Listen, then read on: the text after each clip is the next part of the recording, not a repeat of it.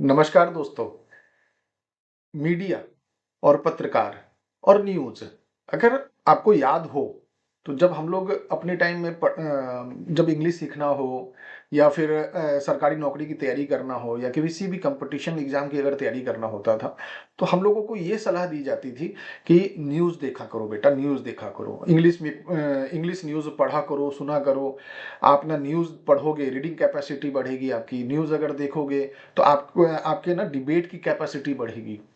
तो इससे क्या होता है ना कि न्यूज़ चैनल्स या न्यूज़पेपर हम लोगों के लिए या पुराने टाइम के लोगों के लिए एक तरह से एक माध्यम था स्टडी का और जानकारी का।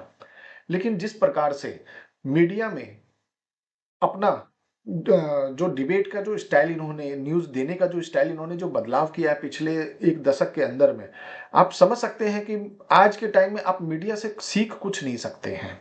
आज के टाइम में आपको इन्फॉर्मेशन के नाम पर ज़ीरो, कुछ नहीं मिलने वाला है। कारण क्या है कि आज के टाइम में मीडिया जनता की आवाज़ ना बनकर जनता से सवाल करने लगी है। कहने का मतलब ये है कि मीडिया कौन है?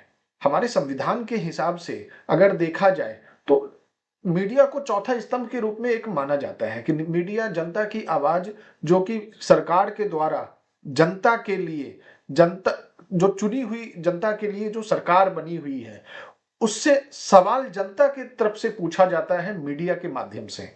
लेकिन आज के टाइम में क्या हो गया कि मीडिया जनता से ही सवाल कर रही है, या जनता की तरफ से सवाल सरकार से ना करके सरकार की तरफ से जनता से ही सवाल किया जा रहा है, या फिर विपक्ष से ही सवाल किया जा रहा है।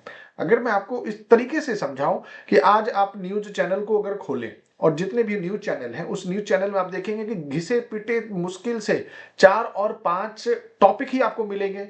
या तो एक हिंदू मुस्लिम धर्म का मिल जाएगा, या तो जाति का मिल जाएगा, या तो कांग्रेस की या विपक्षी पार्टियों की बुराई और परिवारवाद पे मिल जाएगा, या तो फिर आपको पाकिस्तान मिल जाएगा, या तो आजकल नए नए एक ट्रम्प साहब चल रहे हैं तो वो भी मिल जाएंगे आपको, या फिर बांग्लादेश का न्यूज मिल जाएगा। लेकिन सरकार ने जो वादे किए थे उस वादों का क्या, सरकार ने जो काम किया है उसकी धरातल पर स्थिति क्या है वो कौन पूछेगा?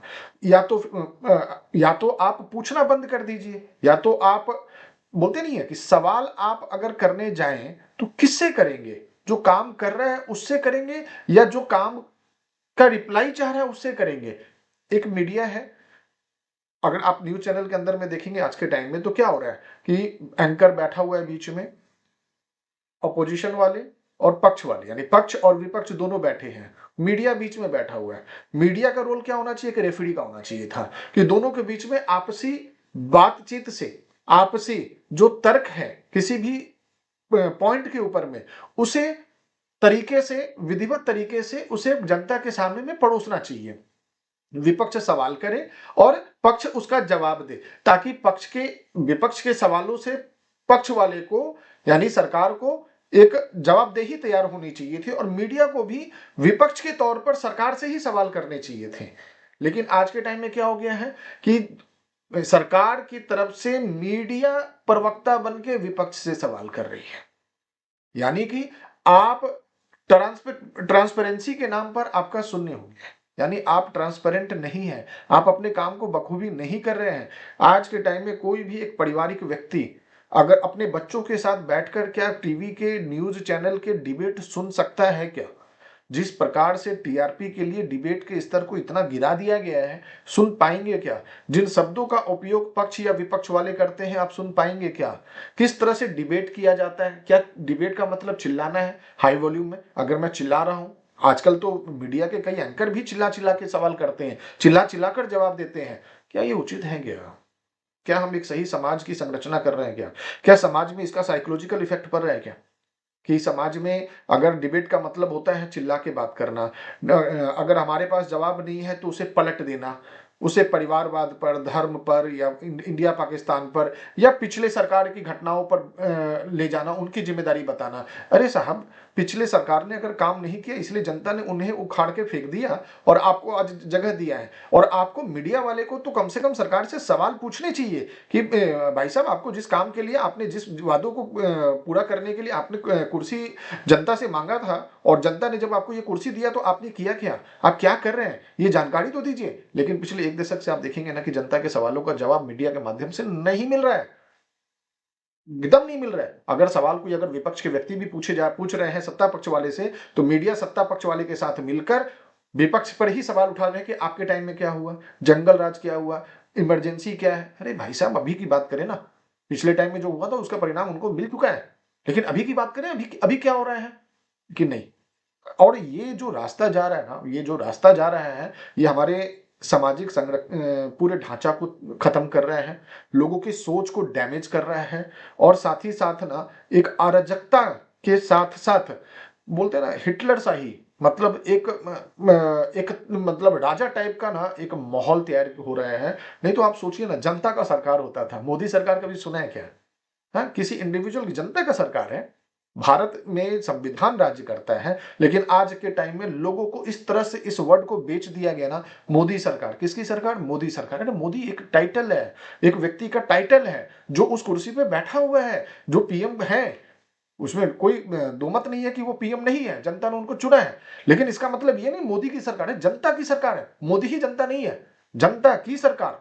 आप उस चीज की परिभाषा को बदलकर तानाशाह की तरफ लिए जा रहे हैं, जो कि उचित नहीं है। तो मैं मीडिया से उम्मीद करता हूं कि आप निष्पक्ष रहें और जनता के सवाल को पक्ष से पूछें, क्योंकि मीडिया के जो एंकर हैं वो अपने ऑनर्स के लाइन को ना रिपीट करें, सत्ता पक्षी बातों को ना प्रेजेंट करें। और मैं तो यहां तक सलाह देता हूं ना कि जैसे फिल्म इंडस्ट्री में किसी भी फिल्म के साथ में U/A या U या A मेंशन होता है ना कि कैटेगरी वाइज कि ये किस लेवल का फिल्म है, उसी प्रकार से ना न्यूज चैनल वाले को भी अपने प्रोग्राम को UA या A कैटेगरी में डाल देना चाहिए कि कौन बच्चे देख पाएंगे, कौन बच्चे नहीं देख पाएंगे। इनकी टीआरपी का जो सिस्टम है ना, इनके न्यूज चैनल के अलग और डिबेट वाले के अलग होने चाहिए और तथ्य बेस होने चाहिए। कोई भी आकर कुछ भी बोल के चला जाए, बस हमें बोलना है जी, मीडिया में हमें कुछ भी बोलना है। तो इन सब चीजों से बचा जाना चाहिए, क्योंकि सामाजिक रूप से बहुत ही स्तर खराब हो रहे हैं और ये बच्चों के भविष्य के लिए, साथ ही साथ इंफॉर्मेशन के लिए और एक तरह से तानाशाह को रोकने की कोशिश करनी चाहिए, क्योंकि तानाशाह अगर नहीं रुका तो परेशानी होगी, जनता को भी होगी और आने वाले टाइम में उस मीडिया को भी परेशानी होगी जो मीडिया आज के टाइम में सवाल पूछना बंद कर दी है। इसलिए मैं मीडिया से बोलना चाहूंगा कि आप लोग भी अब सवाल पूछना चालू करें, कारण चुप रहना मना है। नमस्कार।